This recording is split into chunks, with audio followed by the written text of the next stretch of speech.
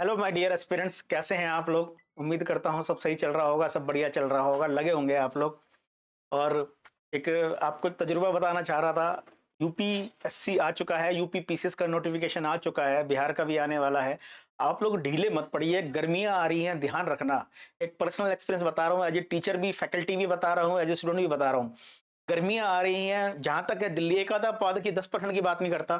चाहे आप करोल बाग रहते हैं, चाहे आप मुखर्जी नगर रहते हैं, कहीं भी रहते हैं, वटेवर, आपके पास, स्टूडेंट के पास मोस्टली एसी वगैरह की फैसिलिटी नहीं होती है। गर्मी में आने के बाद क्षमताएं आधी हो जाती हैं आपकी, ध्यान रखना इस बात को। क्षमताएं आधी हो जाती हैं आपकी, मन नहीं लगता, दिमाग में सिर में दर्द, रात को भी कई बार नींद नहीं आती। इसलिए कोशिश करना कि जो थोड़ा ठंडा सा मौसम चल रहा है, बसंत की ऋतु चल रही है, जब तक इतनी होली नहीं आई, और खींच के ले लेना। और यूपीएससी वालों के लिए तो टाइम थोड़ा उड़ता ही जा रहा है, ध्यान रखना। ठीक है, इस बार यूपीएससी ने एक काम बढ़िया कर दिया, यूपी पीसीएस ने, सॉरी, एक काम बढ़िया कर दिया, ठंड में परीक्षा ली है। गर्मी में मैं देखता था यार, क्या ये विद्यार्थी मेरे, जिन विद्यार्थियों को मैं बिल्कुल ही दिल से चाहता हूं कि हो जाए, ऐसा से चाहता सबका यूं, मगर वाकई जो मेहनत अंतिम तौर तक मेहनत करते हैं, उनकी क्षमताएं भी कम हो जाती थी। यूपी में इतने साधन नहीं है कि मैं उनको कह सकूं कि भाई आप एसी गाड़ी में जाइए, क्योंकि माहौल का, वातावरण का फर्क पड़ता है, मानो या मत मानो, इस बात को बहुत फैक्ट पड़ता है इस बात का। तो आप लोग भी बने रहिएगा, मेहनत करते रहिएगा, ढीले मत पड़िएगा कि टाइम है। पढ़ने वाले विद्यार्थियों के लिए टाइम सबसे पहले उड़ता है, जो नहीं पढ़ता उसकी बात अलग है, तो पढ़ने वाले के लिए सबसे पहले टाइम उड़ता है। आज हम भी ऐसी सीरीज को आगे बढ़ाते हैं बिना कोई टाइम खराब करे। आज क्लास 13 है, आज क्लास 13 है। इससे पहले इस सेक्शन में हम लोग क्लास कर चुके हैं, इकोनॉमिक्स की क्लास 12 तक हो चुकी है। क्लास 12 तक हमने 170 क्वेश्चंस हम लोग कर चुके हैं रिवीजन के। ये पीवाईक्यू सीरीज नहीं है।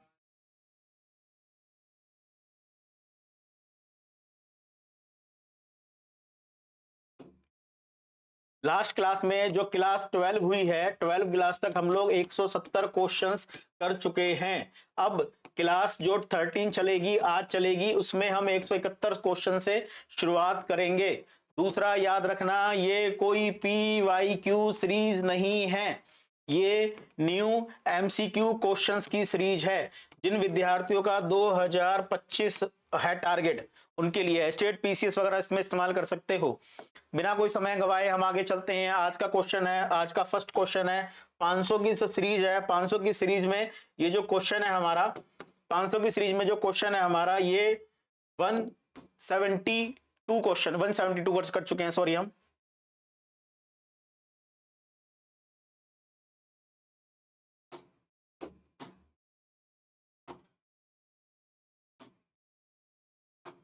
वन 72 क्वेश्चन, 171 क्वेश्चन कर चुके हैं। आज की डेट में 172 क्वेश्चन से हमें शुरुआत करनी है। तो सबसे पहला है,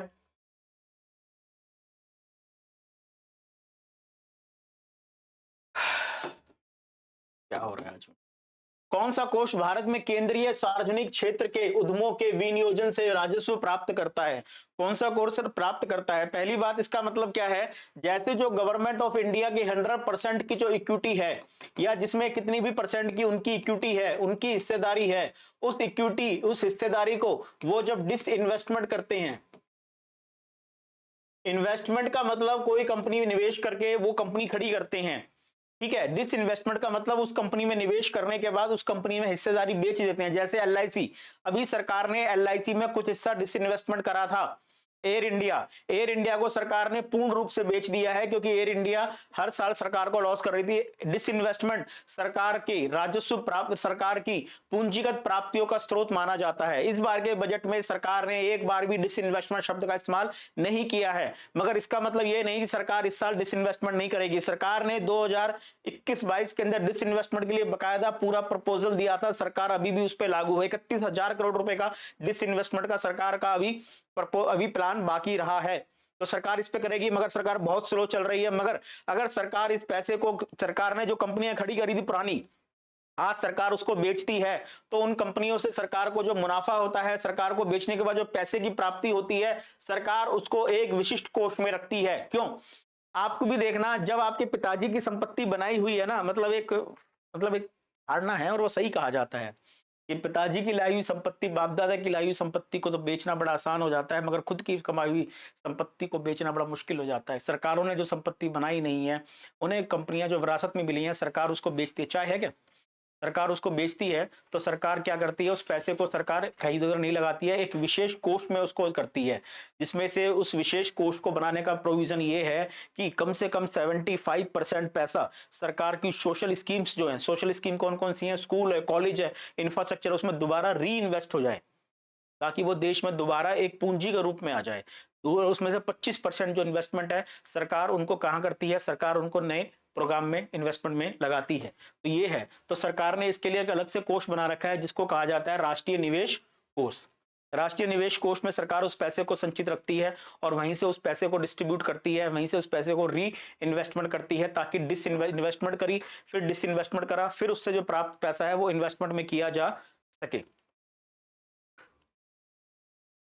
केंद्रीय सिविल सेवा नियम, अभी ये चर्चा में था, इसके लिए एक बिल आया हुआ था, केंद्रीय सिविल सेवा छुट्टी नियम, child care level, child care leave के तहत, चाइल्ड केयर लीव के निम्नलिखित में से क्या प्रोविजन है। सरकार ने इसमें विचार करा है, सरकार ने इसमें चेंजेस करा है, सरकार ने इस पे विचार करा है, सरकार ने इसमें चेंजेस करा है। सरकार ने इसमें क्या चेंजेस करा है, सरकार ने इसमें मातृत्व सुरक्षा के लिए सुप्रीम कोर्ट के ऑर्डर के अनुकूल इसमें परिवर्तन करा है। करंट अफेयर का विषय है, इकोनॉमिक्स का है, तो थोड़ा सा हम इसको देखते हैं। पहला, इसमें क्या ऑप्शन है, 18 वर्ष से कम आयु के बच्चों वाली महिला कर्मचारियों को अपने बच्चों की देखभाल के लिए 1 वर्ष की चाइल्ड केयर लीव की अनुमति होती है।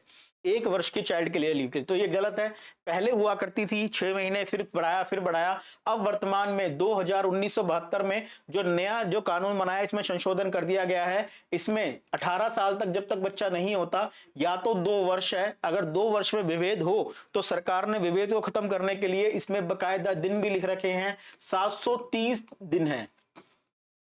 18 वर्ष से कम आयु के बच्चे हैं उस महिला के, तो वो पूरे 18 साल के होने तक 2 वर्ष और 730 दिन तक छुट्टी ले सकती है। पेड लीव होती है, सरकार पूरा खर्चा देती है आपको। सरकारी नौकरियों के जो कुछ फायदे हैं ना, उनमें से ये अप्रतिम फायदा है, और इसके बाद वाले फायदे देखोगे ना, तब आपको लगेगा कि सरकारी नौकरी के लिए तनख्वाह के लिए नहीं की जाती, सरकारी नौकरी तनख्वाह से ऊपर भी कोई फायदे होते हैं। अब देखते हैं एक दूसरा फायदा, दिव्यांग बच्चों के मामले में कोई आयु सीमा नहीं है। ये क्योंकि बच्चा कैसा हो कुछ नहीं पता, मगर प्राइवेट सेक्टर के बच्चा दिव्यांग हो गया ना, तो बड़ी प्रॉब्लम क्रिएट कर देता है, फाइनेंशियली, मेंटली, बहुत सारी प्रॉब्लम आती है।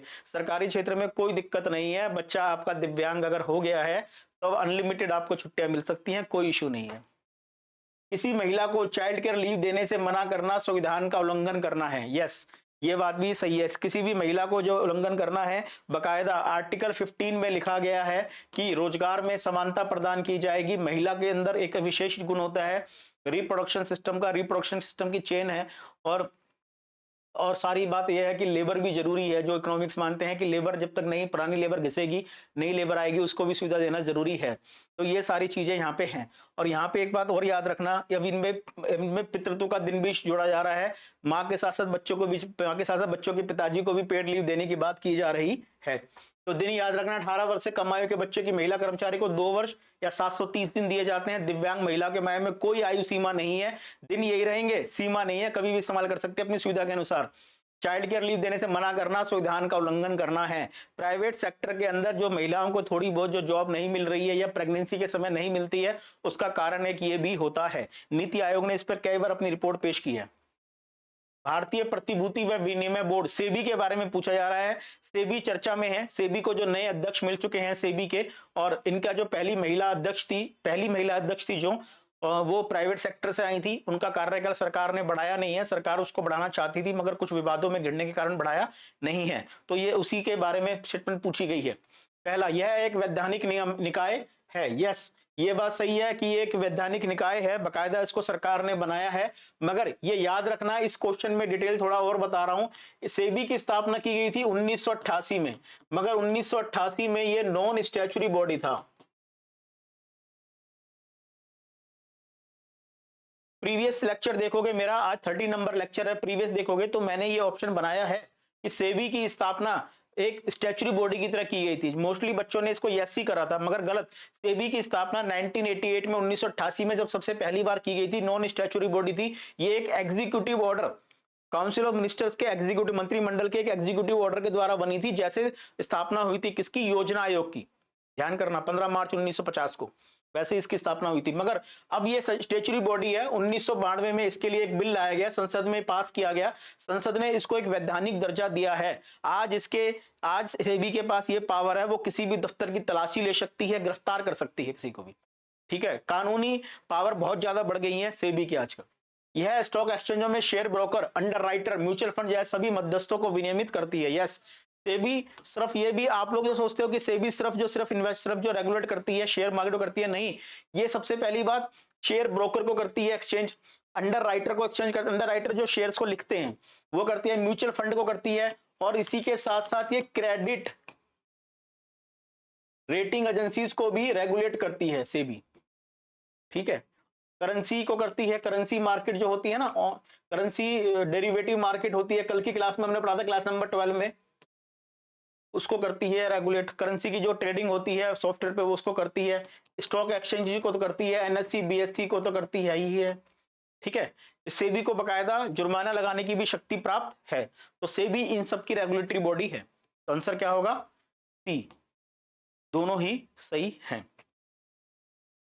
नेक्स्ट, उचित व लाभकारी मूल्य, फेयर एंड रिम्यूनरेटिव प्राइस सरकार द्वारा निर्धारित गारंटीकृत मूल्य है जो कृषकों को निम्नलिखित में से किस फसल के लिए दिया जाता है। आप लोग बिल्कुल ही पता नहीं, आप सुनते हैं, गलती हमारी है आपकी है किसी की।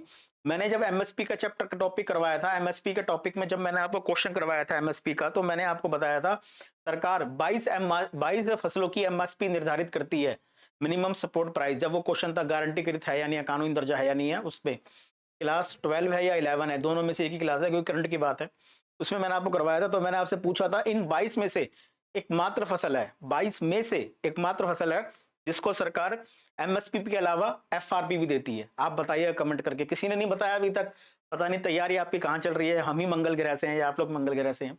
तो डियर याद रखना 22 फसलें होती हैं एमएसपी में, 22 में से एक ही फसल होती है जिसकी एमएसपी होती है प्लस एमएसपी से कुछ ज्यादा ही होता है एफआरपी, कुछ ज्यादा ही होता है। एफआरपी के लिए सरकार जो है, सरकार भी एफआरपी, केंद्र सरकार भी देती है, राज्य सरकार भी देती है, स्टेट एफआरपी भी होता है, केंद्र का एफआरपी भी होता है, दोनों में से जो सबसे ज्यादा होता है वो मिलता है। और राज्य सरकार चाहे तो एमएसपी प्लस केंद्र का एफआरपी प्लस राज्य का एफआरपी वो दोनों तीनों दे सकती है, और वो दी जाती है एकमात्र, जो अपने पश्चिमी यूपी से होंगे वो जानते होंगे, गन्ना को एकमात्र दी जाती है फैसिलिटी। और इस साल गन्ने की फसल कमजोर हुई है, चीनी बनाने वाली कंपनियों के स्टॉक हो किसी के पास तो मजबूती से पकड़ के चलें। सरकार ने एक्सपोर्ट खोल रखा है फिलहाल चीनी का।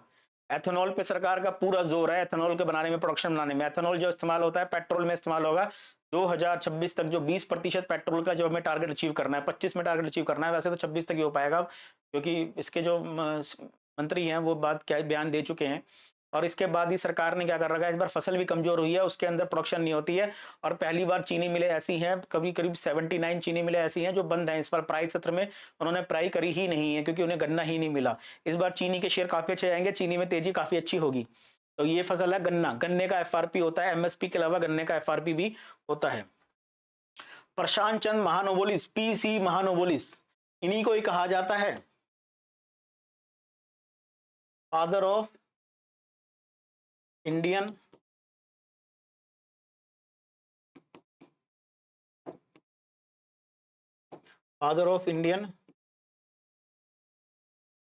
स्टैटिकल साइंस या स्टैटिकल इंस्टीट्यूट।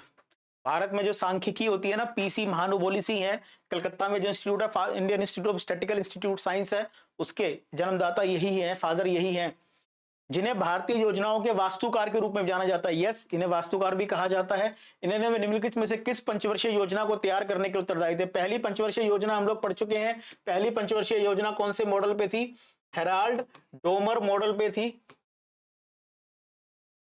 जिसमें हमने सबसे ज्यादा जोर दिया था कृषि पे। छठी पंचवर्षीय योजना का कोई मॉडल नहीं था, मगर छठी पंचवर्षीय योजनाओं से सबको समावेशित करके चला गया था। छठी पंचवर्षीय योजना जिसमें नारा दिया गया था, चौथी पंचवर्षीय योजना गरीबी हटाओ का नारा, उसी में छठी पंचवर्षीय योजना को आगे बढ़ाया गया था। ये पहली पंचवर्षीय योजना थी जो 2 बार चालू हुई थी, 2 बार लगी थी। दूसरी पंचवर्षीय योजना, यस, दूसरी पंचवर्षीय योजना जो हुई थी 1956 से 1961 थी। पीसी महानोबोलिस, प्रशांत चंद्र महानोबोलिस ने इसका करा था। इसमें जो भारी उद्योग है, हैवी इंडस्ट्री है,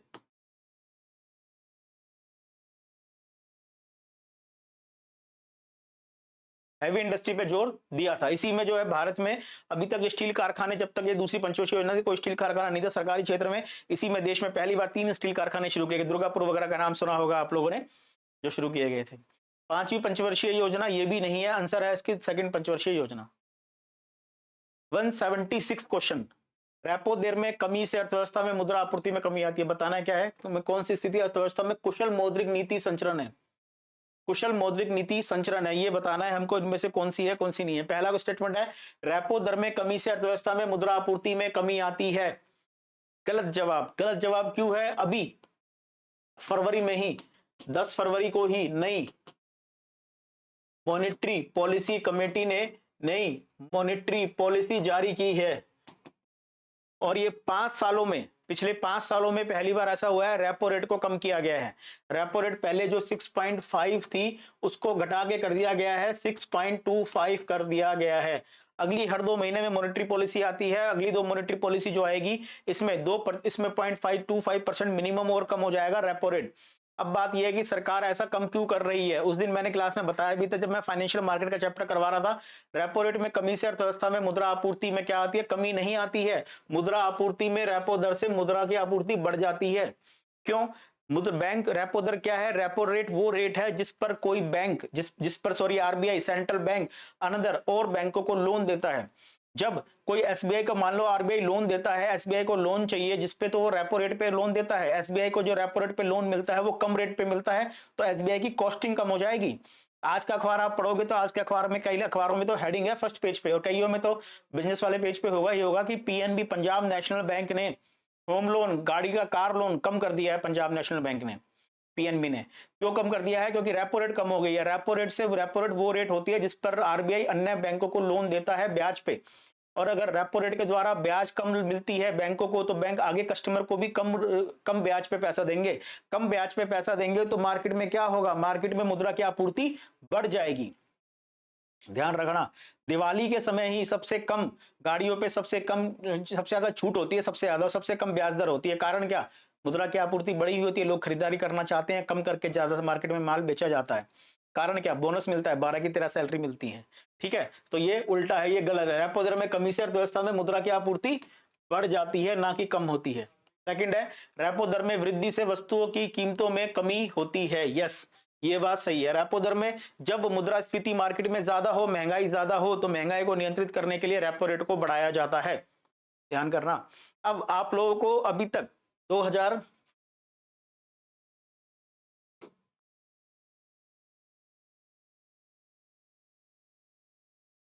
2023 तक आपको पढ़ना होता था सिर्फ मॉनेटरी पॉलिसी को, और इसमें repo rate, reverse repo rate या और भी है जैसे बैंक रेट वगैरह, पांचों को पढ़ना है। 5 की बात चल रही है, उनमें आप पढ़ते थे तो आपको इससे पढ़ना पड़ता था इसका इंपैक्ट क्या होता है। इंपैक्ट किस पे होता है? इंपैक्ट होता है 2 चीजों पे। पहला इंपैक्ट होता है मनी सप्लाई, आपको ये पढ़ना होता था। दूसरा इंपैक्ट क्या होता है? इन्फ्लेशन पे, मुद्रास्फीति पे, महंगाई पे।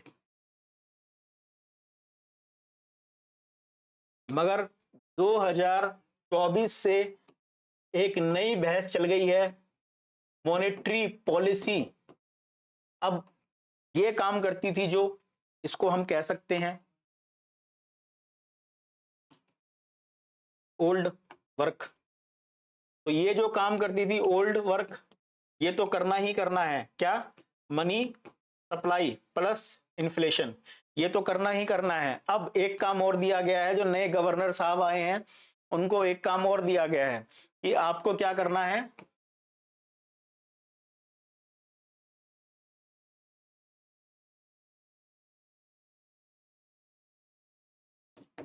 इकोनॉमिक ग्रोथ, जीडीपी, आपको इसको भी संग लेके चलना है। इसीलिए जो नए गवर्नर साहब आए हैं इनको लेके पहले ही ये था, क्योंकि ये जिस विभाग से, फाइनेंस मिनिस्ट्री के जिस विभाग से आए हैं वो विभाग पहले ही कह रहा था कि गवर्नर आरबीआई अलग काम कर रही है, फाइनेंस मिनिस्ट्री अलग काम कर रही है। फाइनेंस मिनिस्ट्री ग्रोथ की तरफ बढ़ना चाहती है। ग्रोथ को बढ़ाने के लिए क्या चाहिए? इन्वेस्टमेंट चाहिए, पैसा चाहिए। मगर पैसे की कॉस्टिंग, पैसे की मिलने वाला इंटरेस्ट रेट है, उसको आरबीआई कम ही नहीं कर रही है। आरबीआई को इस तरफ भी ध्यान देना चाहिए, क्योंकि मार्केट में 5.4% तक चली गई थी भारत की जीडीपी।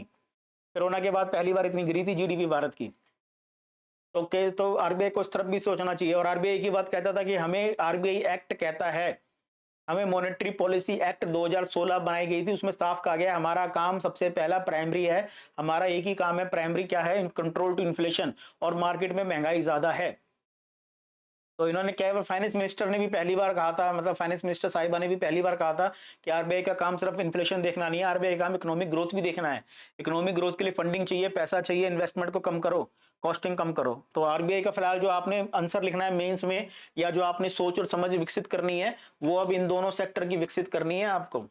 और नए गवर्नर साहब इसी काम के लिए लाए गए हैं। आंसर क्या होगा? केवल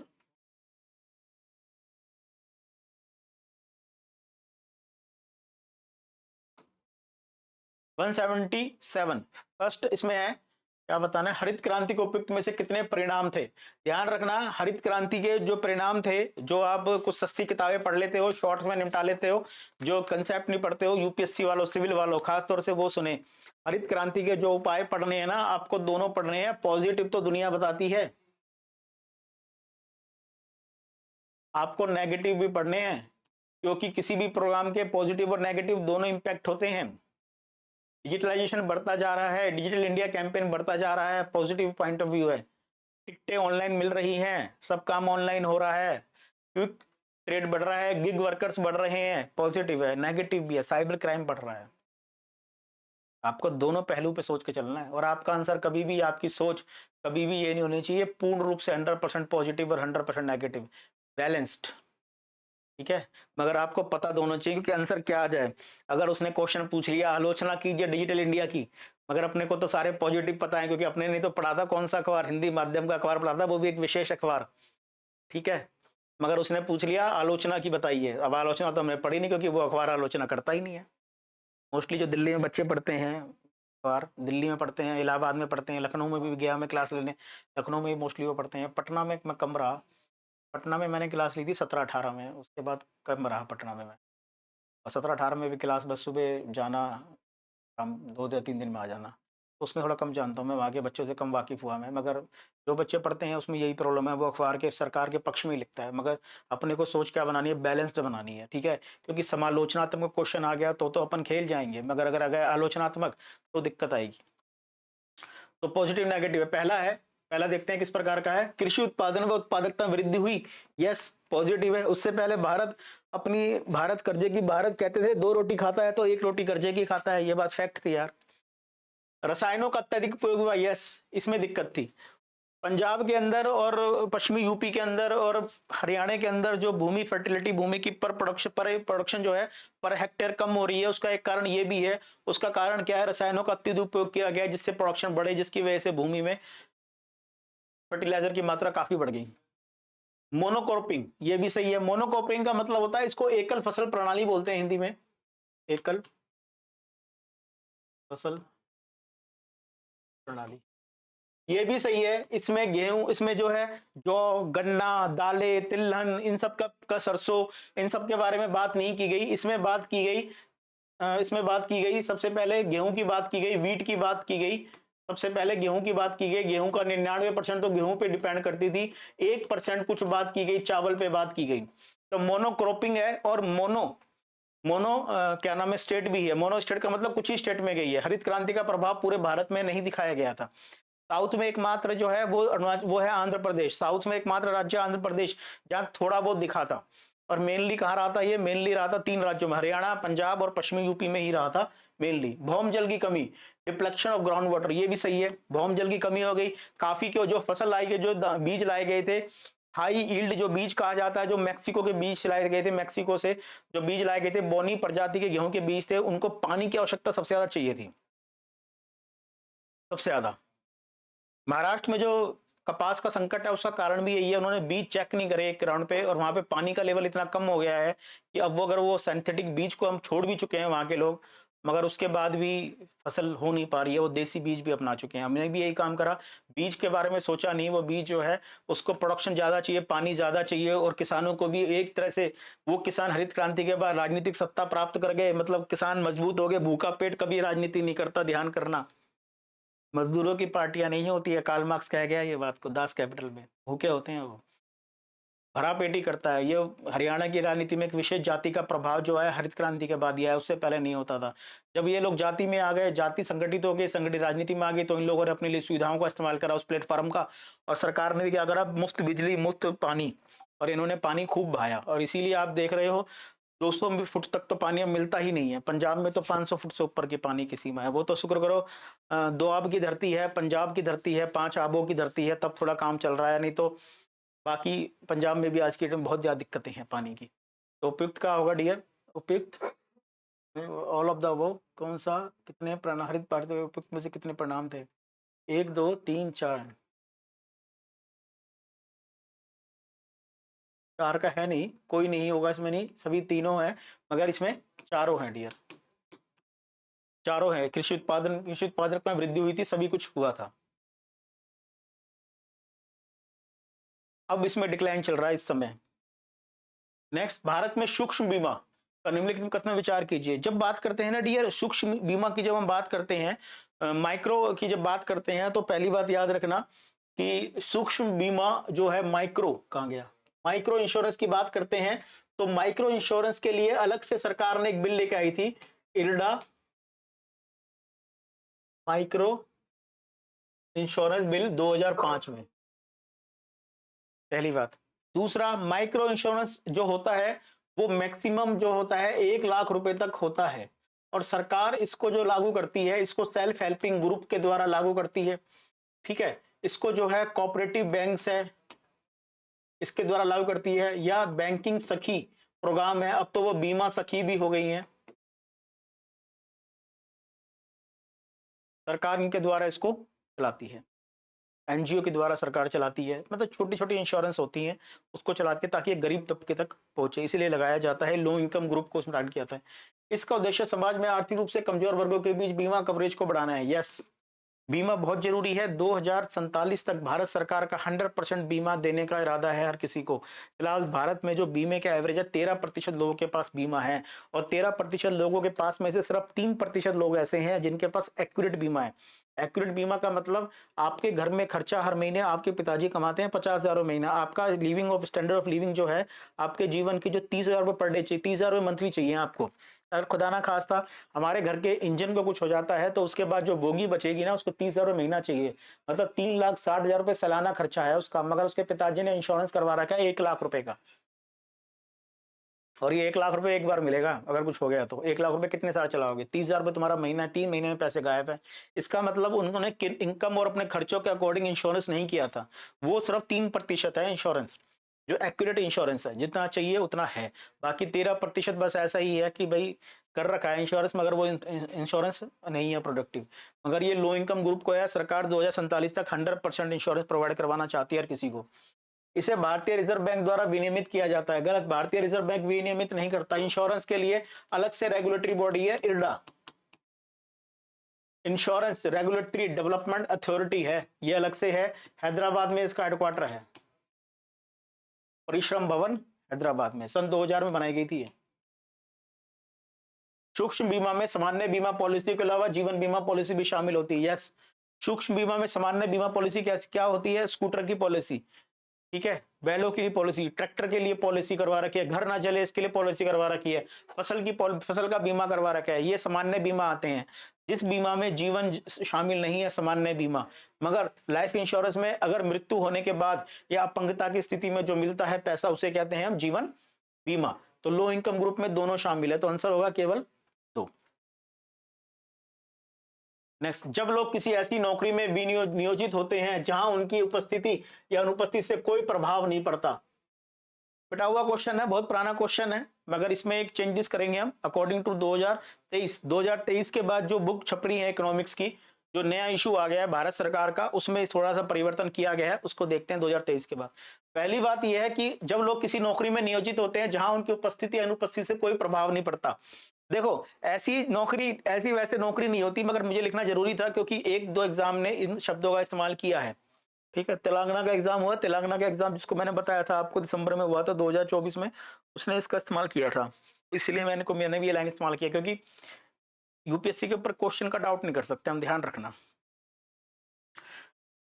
मतलब कुछ नौकरियाँ ऐसी होती है जहाँ आप हैं बढ़िया, नहीं है तब भी कोई दिक्कत नहीं है।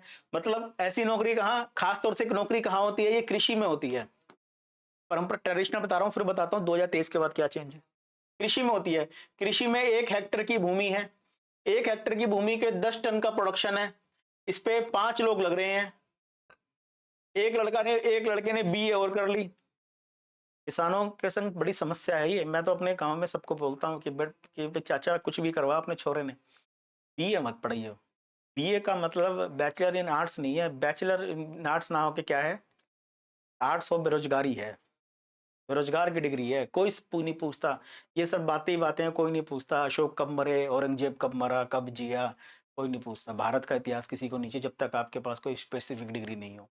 पॉलिटिकल साइंस की कोई वैल्यू नहीं है। देख तो रहे हो ह्यूमैनिटीज में जो बच्चे कर रहे हैं ना नेट, वो बस कर ही रहे हैं। मगर वास्तव में नेट जेआरएफ करने के बाद जो पद उनको मिलने चाहिए ना, वो नहीं मिलते हैं। कारण क्या है, ह्यूमैनिटीज के अंदर इतना ढेर पड़ा हुआ है। और अब तो जब से ये नेट जेआरएफ भी ऑब्जेक्टिव होने लगे हैं ना, हर किसी को कर रहा है, तुक्के मारने वाले कर रहे हैं।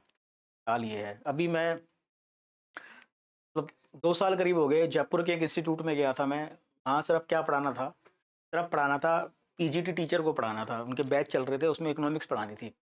और उसके अंदर पीजीटी में पढ़ाने के बाद जो फैकल्टी थी, जो क्लास लग रही थी, वो यूनिवर्सिटी में लगती थी किसी में क्लास।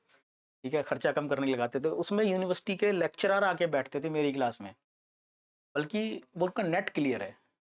तो मैं अचंभे कर गया। मैंने कहा शिक्षा नीति कहाँ जा रही है? मैंने कहा सर आप तो खुद टीचर हो और नेट क्लियर है आपका। कह रहे हैं अभी टीचर लगे नहीं है, टीचर के लिए प्रयास कर रहे हैं, नेट क्लियर है हमारा, मगर हमारे कंसेप्ट क्लियर नहीं है। क्योंकि कारण वही अक्कड़ बक्कड़ बम्बे वो कपिल सिब्बल साहब ये काम कर गए थे। कपिल सिब्बल क्या, आपके हर सरकार यही काम कर रही है, क्योंकि यूएनओ का टारगेट है आपको 100% शिक्षा का जो टारगेट अचीव करना पड़ेगा आपको। 100% शिक्षा का टारगेट वाकई अगर शिक्षा देते समय अचीव कर गए ना, तो दिक्कत हो जाएगी। इसलिए सरकार साक्षरता की दिशा में चल रही है। साक्षर को कौन, वो जो अपना लिख सकता है और अपने लिखे हुए को पढ़ सकता है, वो साक्षर है बस। ठीक है, तो यहाँ दिक्कतें हैं। तो कृषि है। अब इसमें 5 लोग लगे हैं, 10 टन का खेत तो बढ़ नहीं सकता, खेत वही है, प्रोडक्शन वही है हुआ। अब इसमें एक लड़का और आ गया, 6 लोग हो गए। तो इसके बाद जो छठा व्यक्ति है, इसकी उत्पादकता क्या है, सीमांत है, 0 है। इसी को कहते हैं छिपी बेरोजगारी, डिसग्यूज्ड एम्प्लॉयमेंट। ये पढ़ाया जाता है, एनसीईआरटी यही लिखती है। मगर अब इसमें 2023 के बाद जो सरकार की रिपोर्ट्स हैं, उसमें एक नाम कृषि के अलावा एक नाम और आ रहा है,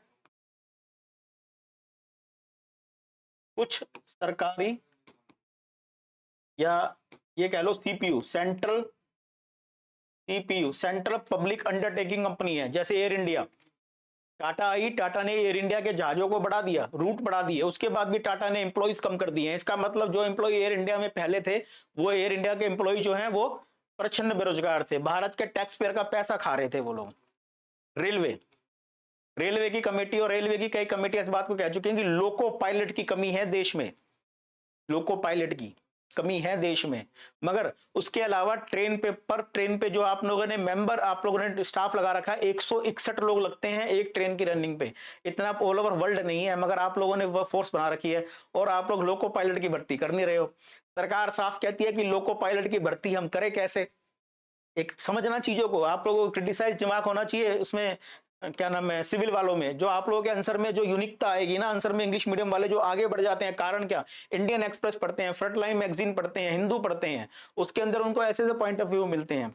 रेलवे में प्रोडक्शन में दिक्कत क्या है, रेलवे में लोको पायलट होगा, ये लिखा हुआ है लोको पायलट ट्रेन चलाएगा। और लोको पायलट की योग्यता आप लोगों ने लिख रखी है, वो आईटीआई होल्डर होना चाहिए इलेक्ट्रिक से।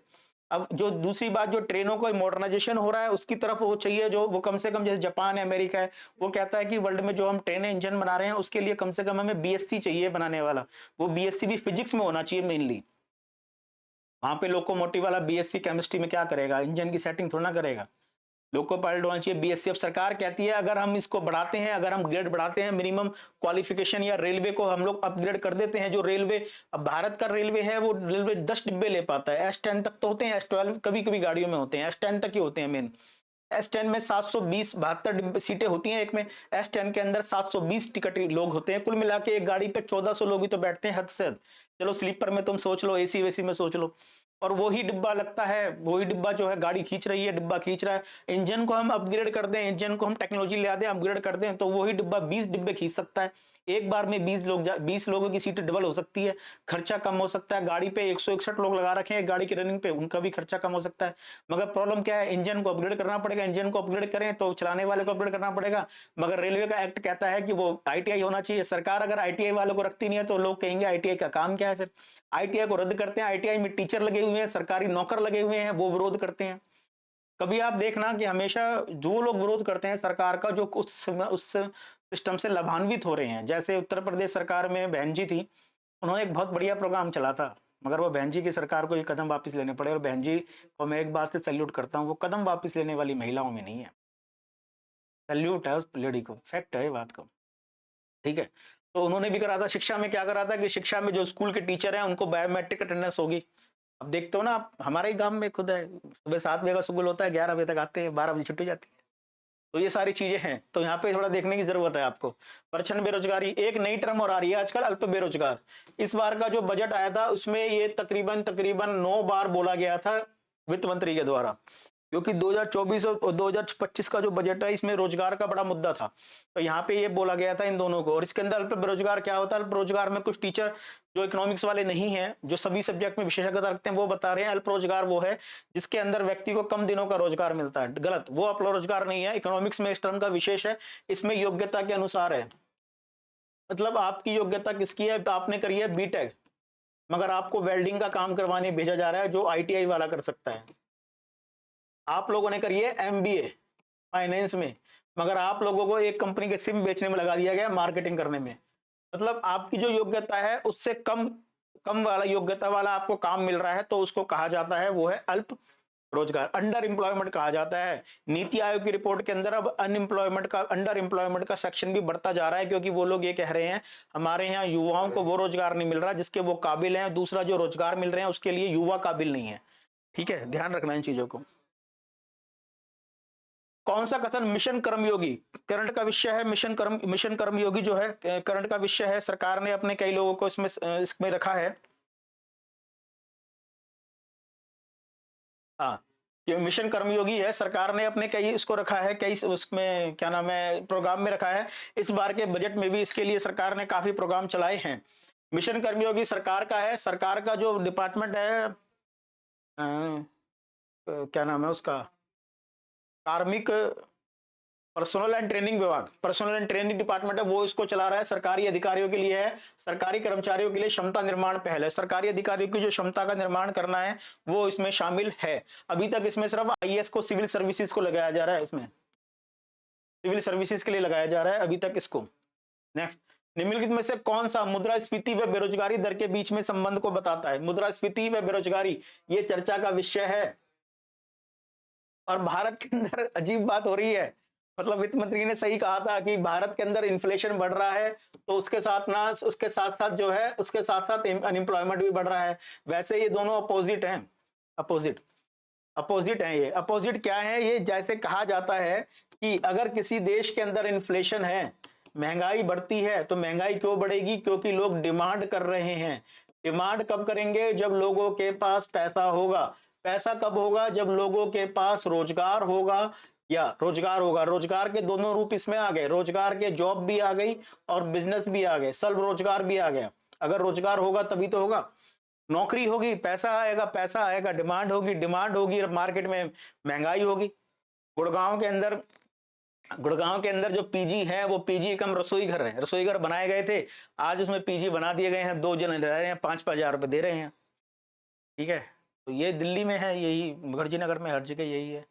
करोल बाग में जाओ आप, करोल बाग से, बल्कि करोल बाग तो छोड़ो, बाहर वेस्ट पटेल नगर तक चले जाओ, शादीपुर तक चले जाओ, तो आप लोग देखोगे 10-10 हजार रुपए के रूम मिल रहे हैं, छोटे छोटे से, वो भी पीजी बना रखे हैं। सिक्योरिटी इतनी मांगते हैं, पता नहीं आपकी ईंट उखाड़ के ले जाएंगे क्या लोग, आपके बच्चे आपके। तो ये सारी चीजें होती हैं, ये सिस्टम करता है, ठीक है। तो मगर यहाँ पे कहता है, यहाँ पे इन्फ्लेशन जब ज्यादा होती है तब रोजगार बढ़ता है। मगर ये लोग क्या कह रहे हैं कि वो कर्व कौन सा है, यहाँ पे वो कर्व कौन सा है जो इन्फ्लेशन और बेरोजगारी के बीच संबंध स्थापित करता है, वो भी व्युत्क्रमणापति। व्युत्क्रमणापति का मतलब क्या, इनवर्स रिलेशन करता है। इनवर्स का मतलब अपोजिट करता है, वो है फ्लिप वक्र। फ्लिप फ्लिप वक्र साफ कहता है कि रिवर्स सिस्टम होता है। अगर इन्फ्लेशन बढ़ी, जैसे जैसे इन्फ्लेशन बढ़ी, डिमांड बढ़ी, पैसा बढ़ा, रोजगार बढ़ा, तो सीधी सी बात है अनएम्प्लॉयमेंट क्या हो जाएगी। और आप देखना, आप पटना से हो, आप बिहार में अगर पटना से हो तो बिहार में देखना पटना के रूम की कीमत, और वो भी कौन सी पहाड़ी थी जहां मैं पढ़ाने जाता था, मुंह पे नाम नहीं आ रहा, पहाड़ी का एरिया था, पहाड़ी शब्द एरिया नहीं था पहाड़ी का, पहाड़ी बोलते थे उस शब्द को, उसको पीछे को, मुंह पे नाम नहीं आ रहा मेरा, मतलब समझ जाओ वहां पे जो रूम की स्थिति है। और आप जाओगे जिस जिले से आप लोग आते हो, आप मोतिहारी से आते हो, आरा से आते हो, वहां के रेटों में फर्क पड़ेगा, क्योंकि वहां पे क्या है, इन्फ्लेशन ज्यादा है, महंगाई शहरों में, मगर शहरों में रोजगार भी ज्यादा है, इसीलिए तो गांव के लोग रोजगार आते हैं। इस बार जो रेलवे में, इस बार जो बजट आया, बजट में जो दिल्ली और मेरठ के बीच की जो लाइन है, नमो भारत ट्रेन है, नमो भारत ट्रेन को दिल्ली अलवर और दिल्ली पानीपत के बीच में जो दौड़ाने की बात की जा रही है, क्यों की जा रही है, क्योंकि इन शहरों से लोग में दिल्ली में काम करने के लिए, रोजगार के लिए आते हैं। दिल्ली में रोजगार की स्थिति ज्यादा है, इसीलिए जहां महंगाई होगी वहां रोजगार भी ज्यादा होगा, बेरोजगारी कम होगी। फिलिप वक्र यही कहता है कि मुद्रास्फीति और बेरोजगारी दर के बीच इनवर्स रिलेशन होता है। इनवर्स का मतलब अगर मुद्रास्फीति बढ़ रही है तो बेरोजगारी, मुद्रास्फीति बढ़ रही है, बेरोजगारी की दर कम होगी, अगर मुद्रास्फीति गिर रही है, बेरोजगारी ज्यादा होगी।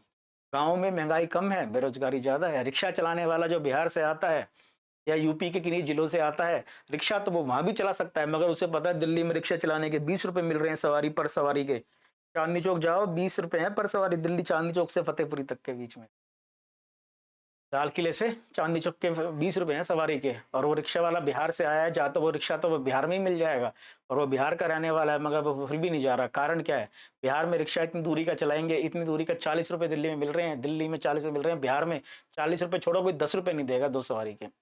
मगर वहां भी बिहार के हिसाब से वो कंडीशन सही है। क्यों, बिहार के अंदर क्या है, रोजगार नहीं है, उस जिले के अंदर रोजगार नहीं है। तो भागलपुर चला गया तो रोजगार नहीं मिलेगा, वहां पे महंगाई नहीं है। महंगाई और बेरोजगारी दोनों में इनवर्स रिलेशन होता है, अपोजिट रिलेशन होता है। इसीलिए सरकार, महंगाई जिन राज्यों में ज्यादा होती है, रोजगार भी वहां पे ज्यादा होता है, ये याद रखना। निम्नलिखित कथनों विचार कीजिए, कर लिया पहला, ये तो उसने डाल दिया, पॉलिटी का क्वेश्चन डाल दिया है इसके बीच में। पहला है, एसआर बॉम्बे निर्णय ने राष्ट्रपति शासन लागू करने को न्यायिक समीक्षा के अधीन लाकर अनुच्छेद 356 के दुरुपयोग को सीमित कर दिया। यस, आज ही की क्लास ली थी मैंने, पॉलिटी की क्लास ली थी, जो सुबह ली थी मैंने 12 बजे, उसी में मैंने ये कहा था कि एसआर मुंबई केस जो हुआ था, एसआर मुंबई का जो केस हुआ था, 1994 का मुकदमा है, कहीं 1995 में इसका फैसला आया था, तो दोनों डेट सही है, दोनों ईयर सही है।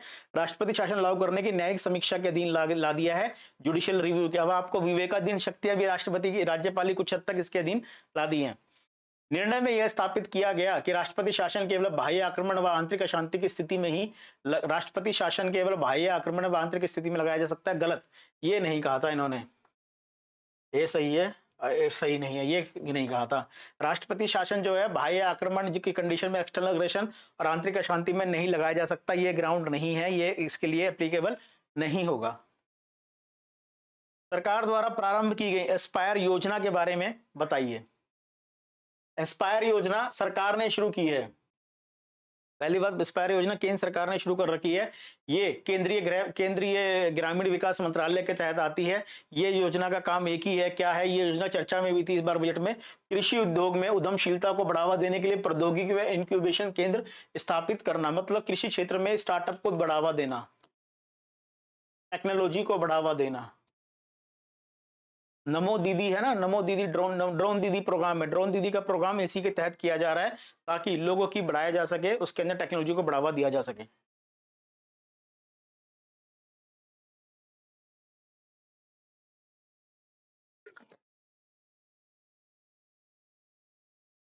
इंस्पायर योजना के तहत उन्हें फंडिंग दी जाती है। इंक्यूबेशन सेंटर होता है, वहां पे प्रॉब्लम्स बताई जाती हैं बकायदा, कि भाई ये प्रॉब्लम चल रही है। जैसे अभी एक प्रॉब्लम चल रही थी, उस पर काम चल रहा है, कंपनी ने क्या इसकी पश्चिम बंगाल की कई कंपनियों ने, आंध्र प्रदेश की कई कई कंपनियों ने डिमांड की है कि अभी भी क्या है, जो परंपरागत रूप से पैडी जो होते हैं, चावल के पौधे होते हैं, वो वहां पे हाथों से लगाए जाते हैं, उसकी लेबर की जरूरत पड़ती है और लेबर भी झुक के काम करती है, उनकी प्रोडक्टिविटी कम हो जाती है। तो आप लोग सबसे पहले तो कोई मशीनों का इंतजाम, मशीन बनाइए या कुछ ऐसा बनाइए, सिस्टम बनाइए जहां की चावल की फसलों की पौधों की रोप किया जा सके, उसको बढ़िया तरीके से उसको लगाया जा सके। ठीक है। दूसरा, चावल के अंदर 1 किलो चावल के अंदर 5000 लीटर पानी का इस्तेमाल होता है। किसी इकोनॉमिक्स ने कहा है ना कि भारत जब चावल एक्सपोर्ट करता है ना, ये सेंट्रल एशिया के देशों को, वो चावल एक्सपोर्ट नहीं कर रहा, वो अपना पानी एक्सपोर्ट कर रहा है। ध्यान रखना। अमेरिका चावल का बहुत बड़ा प्रोड्यूसर बन सकता है, बनाना चाहे तो, उनके पास पूरी टेक्नोलॉजी है। पॉली हाउसेस बना सकता है वो, कम नहीं है वो चाहे तो, मगर वो बनाता नहीं है क्योंकि उसे पता है चावल के संग संग पानी चला जाएगा। चावल जाएगा 1 किलो, पानी जाएगा 5000 लीटर, पैसा मिलेगा चावल का 100 रुपए किलो, मगर पानी की 20 रुपए के हिसाब से, पानी छोड़ो 10 रुपए के हिसाब से भी कीमत लगाओ ना, 1 रुपए के हिसाब से भी लगाओ, तो चावल 100 रुपए किलो मिले, 5000 रुपए का पानी चला गया। सोच के देखना इस बात का कि भारत, नीति आयोग कई बार कह चुका अपनी रिपोर्ट्स में इस बात को। तो इसीलिए वो टेक्नोलॉजी लाई जाए जो चावल के अंदर पानी कम लगे। तीसरा, कुछ ऐसे प्रोडक्ट बनाए जाए, जैसे अब ये मीट होती है, मीट जो होता है वैगन मीट आने वाला है मार्केट में, कुछ हिस्सों में आ भी चुका है वैगन मीट, जहां मतलब पशु मारा नहीं जाएगा, मीट का स्वाद आपको मिल जाएगा और जो मीट के न्यूट्रिशन वो मिल जाएंगे। तो ऐसे नए नए कृषि उद्योग में उद्यमशीलता बढ़ानी, मतलब कृषि की इंडस्ट्री को खड़ा करने में ये काम करेगा। भारत में नगरीय निकाय चुनाव निम्नलिखित में से किस प्रावधान द्वारा शासित होते हैं? नगरीय निकाय चुनाव किसके होंगे? नगरीय निकाय चुनाव के लिए एक ही है, तो 9 के है ये तो।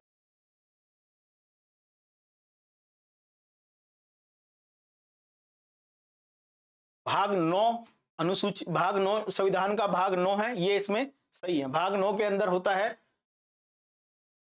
क्या नाम है इसका, चुनाव।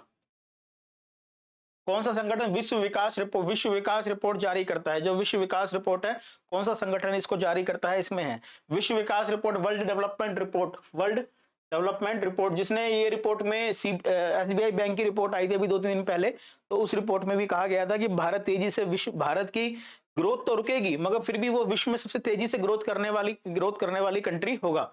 और वर्ल्ड डेवलपमेंट रिपोर्ट कौन करता है? World bank group. World bank group में कितने ग्रुप हैं? 5 ग्रुप हैं। वर्ल्ड बैंक में 5 बैंक हैं, 5 ग्रुप्स हैं वर्ल्ड बैंक में। वर्ल्ड बैंक रिपोर्ट जारी करता है, वर्ल्ड डेवलपमेंट रिपोर्ट यही जारी करता है। और याद रखना, वर्ल्ड बैंक 5 ग्रुप से बना है, मगर भारत 5 का नहीं, सिर्फ 4 ग्रुप का ही मेंबर है, एक ग्रुप का नहीं है। इकोनॉमिक्स की क्लास में मैंने कई बार आपको बताया है, कमेंट करके बताइएगा कि कौन से ग्रुप, कौन सी 5 में से किस ग्रुप का भारत सदस्य नहीं है, बताइएगा तो पता लगे। देखो, जब आप कोई क्वेश्चन को टीचर पूछता है ना, हमारे जो इंस्टीट्यूशन थे एकेडमिक था, तो एकेडमिक में बहुत प्रोफेसर थे मेरे, बहुत प्रिय थे। प्रिय क्यों थे? उनका हर विषय पे अल्टीमेट ज्ञान था, हर विषय पे अल्टीमेट। इवन भोजन पे उनका ना, वो भोजन शास्त्र पढ़ाते नहीं थे, भोजन पे भी उनका अल्टीमेट ज्ञान था। आप कुछ भी बात करो, मतलब मैं बड़ा प्रसन्न था उनकी विद्वानियत से। तो उन्होंने कई बार कहा कि मतलब जब नया नया नेट आ रहा था, वैसे हमारी लाइब्रेरी में इंफॉर्मेशन रिसोर्सेज के अंदर बना दिया गया था, कंप्यूटर सेंटर बना दिया गया था। लाइब्रेरी में मिलते थे कंप्यूटर्स, मगर वो हमेशा ये कहते थे कि क्वेश्चन कोई पूछा तो ये कहते थे इसका आंसर लाना। और हम लोग आंसर लाइब्रेरी में गूगल से ले आते थे पहले, तब तो एआई तो नहीं आया था, तब ले आते थे। बाद में वो कहते थे ये बताओ बुक कौन सी थी, तो हम लोग कहते सर आंसर पूछा, आंसर ला दे, करे नहीं, आंसर तो मैं भी बता सकता था आपको, जब मैं इतना बता दिया, 10 लाइनें बता दी मैंने, 11वीं लाइन का आंसर बताने में मुझे क्या दिक्कत थी, मैं आंसर बता सकता था आपको। मगर एक एकेडमिक में ना, याद रखना, आपकी कृपा से, मतलब हमारे पिताजी की सोच की वजह से देश की प्रतिष्ठित यूनिवर्सिटी में मैंने अध्ययन किया। बाद में वहीं जाके जाना कि वाकई ये यूनिवर्सिटियां क्यों टॉप है। बीटेक का सिलेबस पूरे भारत में एक समान है, चाहे आप किसी घटिया से घटिया यूनिवर्सिटी में पढ़ लो, कॉलेज में पढ़ लो, मगर फिर भी आईआईटी का नाम है।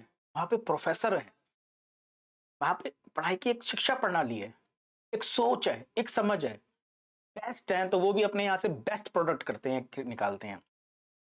रिक्शे वाले के साथ बैठोगे ना तो रिक्शे वाले की सोच बनेगी, गरीब के साथ बैठोगे गरीब की सोच बनेगी, आतंकवाद के साथ बैठोगे आतंकवादी की सोच बनेगी, क्योंकि वो माहौल ऐसा क्रिएट हो जाएगा।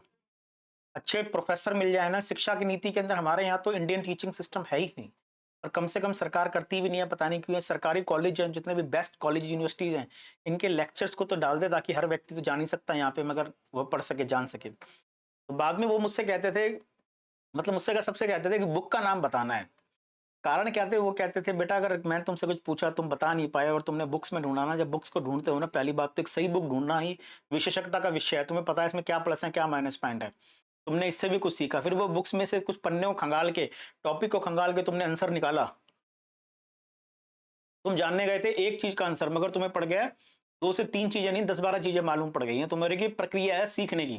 तो कमेंट में इसीलिए पूछता हूं कि आप कमेंट में किया कीजिए, अगर पढ़ते हैं नहीं क्वेश्चन आया, देखा कीजिए, ढूंढा कीजिए। जब आप कुछ ढूंढने की प्रक्रिया में लग जाओगे ना, तो आप लोगों के सोचने समझने की शक्ति काफी बढ़ जाएगी।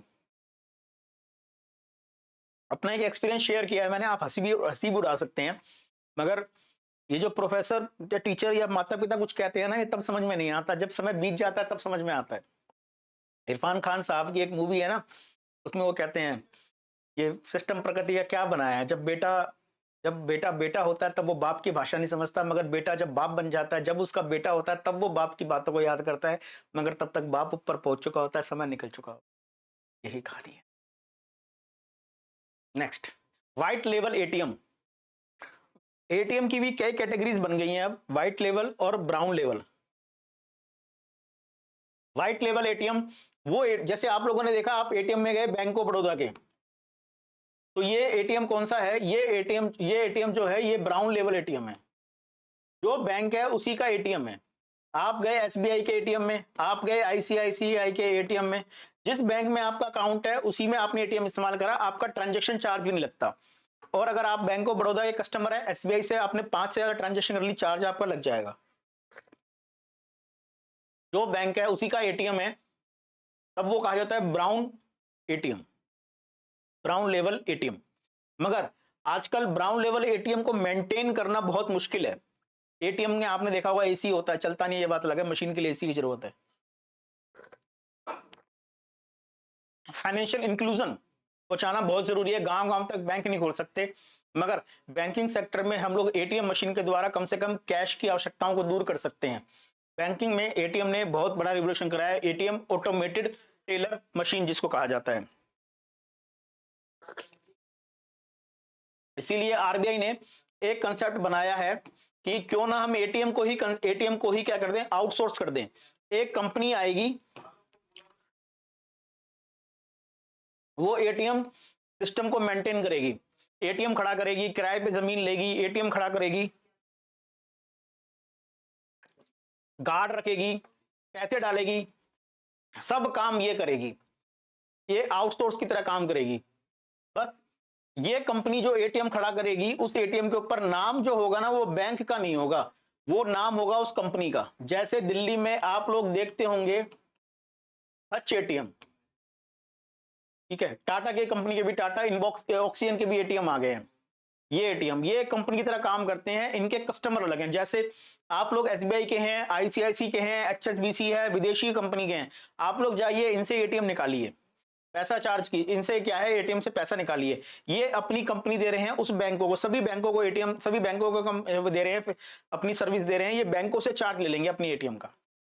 इससे फायदा क्या होगा, एक सरकारी तंत्र में एटीएम को मेंटेन करने में बहुत खर्चे आते हैं, डियर प्राइवेट में कम आते हैं। एक तरह से कॉन्ट्रैक्ट बेस्ड जॉब होती है, ये खर्चे कम आते हैं। एक कैशियर को अगर रखती है ना सरकार, तो उस पर 40-50 हजार रुपए खर्च करती है। और कई बैंकों की रिपोर्ट ये कह चुकी है कि बैंकिंग सिस्टम में सबसे पहले आप क्लर्क को खत्म कर दीजिए, क्लर्क की जरूरत ही नहीं आज बैंकिंग सिस्टम में। क्लर्क की नौकरी तो एक तरह खैरात में बट रही है, कुछ नहीं करता क्लर्क, सारा सिस्टम ऑनलाइन है। अब तो वो मशीनें आ गई हैं एटीएम से जो पैसे ही नहीं निकालती, कैश डिपॉजिट मशीन भी कहते हैं, सीडीएम भी कहते हैं, कैश भी डिपॉजिट कर लेगी, वो आपकी चेक की बुक की एप्लीकेशन भी स्वीकार कर लेगी और आपको पैसे भी दे देगी। तो व्हाइट लेवल एटीएम वो होते हैं जो किसी विशिष्ट बैंक के ना होके एक प्राइवेट कंपनी ऑपरेट करती है, वो सभी के लिए सर्विस देते हैं, वो सर्विस चार्ज बैंक से वसूलते हैं। बैंक उसको कहती है कि आप हमारी जगह सर्विस दीजिए, जैसे सीए कॉमन सर्विस सेंटर होते हैं, वैसे ही ये काम भी करता है। तो इसके अंदर क्या है, ये शुल्क लेकर सभी बैंक ग्राहकों को सेवाएं प्रदान करते हैं। यस, शुल्क ये कहीं लेते हैं कस्टमर से, कहीं बैंकों से भी ले सकते हैं, ये अपनी सुविधा के अनुसार करते हैं। मतलब कम से कम बैंकों को देना पड़े, कस्टमर को भी कम से कम देना पड़े, तभी तो बैंक अपनी एटीएम छोड़ के इनको ओपन करवाएंगे। दूसरा, इसको स्वामित्व व संचालन राष्ट्रीय भुगतान निगम द्वारा किया जाता है। गलत, इनका स्वामित्व व संचालन जो करते हैं ना, स्वामित्व व संचालन पूछा है, ओन्ड एंड ऑपरेटेड, रेगुलेटरी नहीं पूछा। रेगुलेटरी पूछा जाता तो एक ही आंसर होता, आरबीआई। मोस्टली ये होते हैं NBFC, non banking financial corporation. Finance से संबंधित होती हैं, कंपनियां होती हैं, मानक पूरे करने पड़ते हैं इन लोगों को, मगर बस ये कंपनी क्या करती हैं, ये कंपनियां डिमांड डिपॉजिट एक्सेप्ट नहीं करती। बैंकिंग और नॉन बैंकिंग के बीच में एक ही चीज का फर्क है, डिमांड डिपॉजिट। और ये डिमांड डिपॉजिट सिर्फ अपने आप में बढ़ाया। फाइनेंशियल मार्केट का चैप्टर जब मैंने करवाया आपका एनसीईआरटी में पढ़ाया, स्टेट पीसीएस के लिए बैच चलाया, तब भी चलाया। एक कंबाइंड भी क्लास आपको कंप्लीट इकोनॉमी की क्लास डाल दी है बैच बना के, उसमें भी देख सकते हैं। फाइनेंशियल मार्केट के चैप्टर में पूरा मैंने बताया what is the difference between bank and non banking companies, और डिमांड डिपॉजिट की महिमा क्या है उसमें भी बकायदा मैंने आपको बताया है। ये तो आंसर होगा केवल।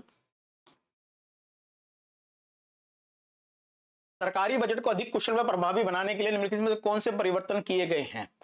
सरकारी बजट, पहली बात तो सरकारी बजट पहले वाला बजट नहीं था जो लिबर लिबर किया करता था। अब बजट अट्रैक्टिव बनाया जाता है। यूपी का बजट आया तो जो टेलीग्राम चैनल पे आप मेरे जुड़े होंगे, टेलीग्राम चैनल पे देखना, मैंने यूपी के बजट की क्लिपिंग्स दे रखी है, और वो क्लिपिंग मेरी नहीं है या किसी भी ने डाली है तो वो अपने ग्रुप में, वो उसकी नहीं है, वो सरकार ने दी है, ताकि बजट को समझना आसान हो जाए, बजट की प्रक्रिया आसान हो जाए। क्योंकि ना तो एमपी के पास टाइम है, ना जनता के पास टाइम है, तो सरकार बजट का सरलीकरण कर रही है। क्योंकि अकॉर्डिंग टू वर्ल्ड बैंक की रिपोर्ट के अनुसार भी कि आपको डॉक्यूमेंट वो बनाने हैं जो बिल्कुल ही सरल हो, कॉम्प्लिकेटेड ना हो। क्यों? आपके देश में इन्वेस्टमेंट नहीं आएगा।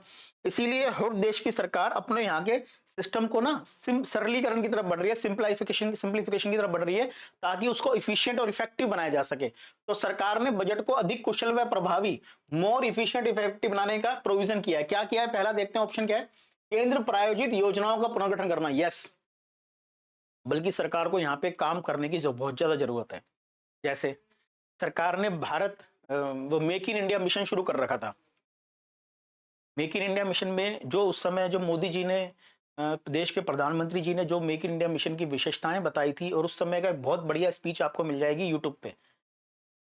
महिंद्रा ग्रुप के जो ओनर हैं, महिंद्रा एंड महिंद्रा ग्रुप के ओनर हैं आनंद महिंद्रा जी, इन्होंने जो क्वेश्चन करे थे ना यार, वाकई मैं कहता हूँ अल्टीमेट क्वेश्चन करा था।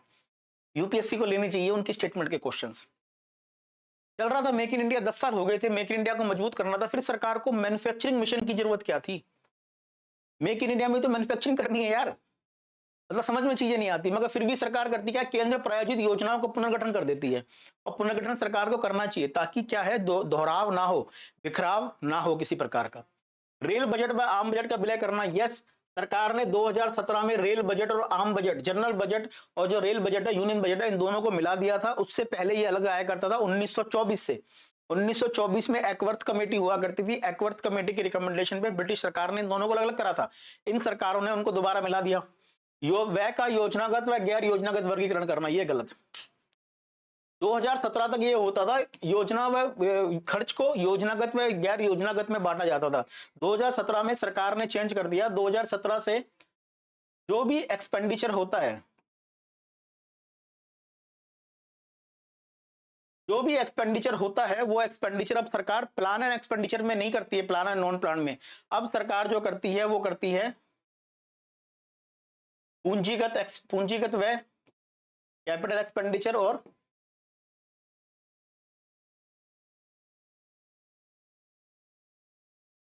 अब सरकार ये करती है। आंसर है 1 और 2। ठीक है, पूंजीगत व्यय का मतलब सरकार ने रोड बनाने में, ट्रांसपोर्ट बनाने में, प्रोडक्शन करने में, सरकार ने लोन लेने पे जो सरकार ने खर्चा करा, वो करती है पूंजीगत व्यय। राजस्व व्यय क्या होते हैं? रेवेन्यू व्यय, राजस्व व्यय वह होते हैं जो राजस्व को क्रिएट करने में जो सरकारें खर्च करती है, एम्प्लॉइज की सैलरी पे करती है, डिफेंस पे करती है, वो आते हैं। तो आंसर क्या होगा? आंसर होगा ये। और सरकार ने एक बात और नोट कर लेना, वैसे तो आप लोग पसंद नहीं करते कितना डीपली जाया जाए, ये जो योजना गैर योजनागत खर्च को खत्म करने का प्रोग्राम था ना, ये काफी पहले दे दिया गया था। 2011 में एक बनी थी सी रंगराजन कमेटी। सी रंगराजन साहब वही हैं जो आरबीआई के गवर्नर भी रह चुके हैं। सी रंगराजन वही हैं जिन्होंने पॉवर्टी पे लास्ट 2013 में जो रिपोर्ट आई थी, इसके बाद 2013 की रिपोर्ट के बाद इन्हीं की अध्यक्षता में पॉवर्टी पे कमेटी बनाई थी। आज तक रिपोर्ट दी नहीं है इन्होंने। विद्वान व्यक्ति हैं, अल्टीमेट माइंड ब्लोइंग व्यक्ति हैं। इनका पब्लिक फाइनेंस में लोक वित्त के अंदर काफी विशेषज्ञता है इनके ऊपर। तो सी रंगराजन कमेटी ने कहा था कि आप लोग जो खर्च बनाते हो ना, योजनागत गैर योजनागत, इस सिस्टम को आप खत्म करो यार, ऐसा कुछ होता ही नहीं है। इसको और कॉम्प्लिकेटेड मत बनाओ इस खर्च को। इस खर्च में आप दो खर्च बनाओ, कैपिटल व्यय और रेवेन्यू व्यय। अब सरकार का खर्चा क्या है, सरकार इस बार के बजट में सरकार ने जोर कम दिया है किस पे, कैपिटल एक्सपेंडिचर पे। सरकार ने बढ़ाया तो है पिछली बार की अपेक्षा, मगर फिर भी सरकार ने इस बार कम बढ़ाया है। तो आंसर क्या होगा इसका, होगा 1 और 2। घरेलू उपभोग व्यय सर्वेक्षण मुख्य रूप से निम्नलिखित में किस उद्देश्य से डेटा एकत्रित करता है? हाउस होल्ड कंजप्शन एक्सपेंडिचर सर्वे। हाउस होल्ड एक्सपेंडिचर जो सर्वे है ना, सर्वे है, इसके बारे में क्या हो गया, घंटा, चलो उसके बारे में डिटेल में बात करेंगे, क्योंकि ये इसके बारे में ना इकोनॉमिक्स के स्टूडेंट तो उसको जानना जरूरी है। ये डाटा बहुत जगह काम आता है। जब आपको पास क्वेश्चन है ना एम्प्लॉयमेंट का, इन्फ्लेशन का, एक्सपेंडिचर के 3 विषय का क्वेश्चन आए, तब आप विशेष रूप से इसको डाला कीजिए, इस सर्वे को। और यही सर्वे बताता है देश में आम जनसंख्या का, आम व्यक्ति का नब्ज, और देश के परिवारों में 31% परिवार जो है ना वो कौन से हैं, मिडिल क्लास परिवार हैं। इस बार के बजट में जो डाटा उठाया गया था ना, वो डाटा यही उठाया गया था। तो ये बात देखिएगा, इसको करिएगा। आज जो क्लास हो गए, आज जो हमारे क्वेश्चन हो गए हैं, क्लास तक 187 क्वेश्चन हो गए हैं। पीडीएफ आप ले लीजिएगा, ग्रुप में पीडीएफ डल जाएगी, UPSC with Naveen Agarwal channel पे, इसी पे आपको मिल जाएगा। और दोबारा बता रहा हूँ, टाइमिंग चेंज हो चुकी है। टाइमिंग सुबह 12 से 1 होती है, लाइव क्लासेस होती है। लाइव क्लासेस किसकी होती है, एनसीईआरटी के बैच की होती है। इंडियन इकोनॉमी में इंडियन पॉलिटी चल रहा है, एक क्लास 6 से 8 होती है, ठीक है। और उसके बाद जब हमने पॉलिटी खत्म करना है, बहुत जल्दी पॉलिटी खत्म करने के बाद आरओ और पीसीएस के लिए, यूपी पीसीएस के लिए, बिहार पीसीएस के लिए एक प्रैक्टिस सेक्शन लाने वाला हूँ। पीवाईक्यू नहीं, प्रैक्टिस सेशन लाने वाला हूँ नए टॉपिक का, नए क्वेश्चंस का। और शाम को क्लास होती है 8 से 9 क्लास होती है, विजय टॉक्सर पढ़ाते हैं। इसके अंदर वो ज्योग्राफी करवाते हैं। तो 3 बैच हमारे लागू हैं, तीनों बैचों से देख के आप लाभान्वित हो सकते हैं। इसकी पीडीएफ आप ग्रुप से ले लीजिएगा। अब नोटिफिकेशन हमारे Telegram channel UPSC with Naveen Agarwal, उस पर देखते रहिए नोटिफिकेशन कब क्लास का होता है, और हमारे बेल आइकॉन दबाते रहिएगा। मिलते हैं नेक्स्ट क्लास में इसी उत्साह के साथ, जोश के साथ। Thank you class, and have a nice day.